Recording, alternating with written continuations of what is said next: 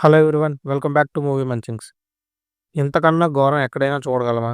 ఏంటిది? మాకేంటిది? Second show నిద్రబొక్క. 'విశ్వక్ సేన్' మూవీ అంటే ఎంటర్‌టైన్‌మెంట్ ఉంటుందనుకున్నాను కానీ, ఇంత క్రింజ్ ఉంటుందని అస్సలు ఎక్స్‌పెక్ట్ చేయలేదు. ఈ మూవీ కన్నా 'జబర్దస్త్' జోకులు చాలా బెటర్. ఇంత రాడ్ మూవీ 2025లో ఇదే ఫస్ట్.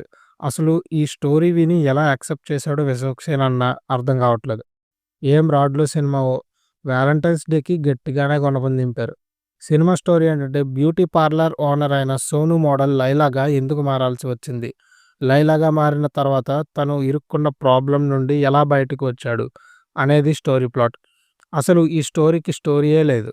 ఆ రైటింగ్ ఏంటో, డైరెక్షన్ ఏంటో, సాంగ్స్ ఏంటో, బీజీఎం ఏంటో, డైలాగ్స్ ఏంటో ఒక్కటి కాదు కదా అన్ని డిపార్ట్మెంట్స్‌లోనూ ఫ్లాప్ అయింది. 'పృథ్వీరాజ్' క్యారెక్టర్ ఎందుకు పెట్టారో అసలు తెలీదు. మూవీకి ఏం సంబంధం ఉంది అని.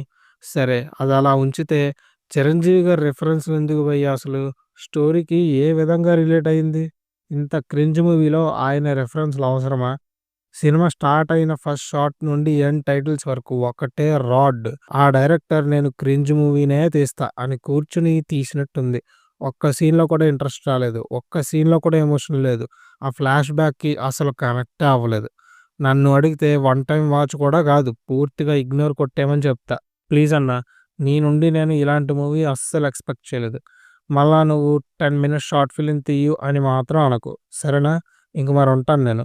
గైస్, మా రివ్యూ నచ్చితే ఈ వీడియోకి లైక్ చేయండి. మన ఛానల్‌ని సబ్స్క్రైబ్ చేసుకొని బెల్‌ని ఆన్‌లో పెట్టుకోండి. ఇంకో వీడియోలో కలుద్దాం.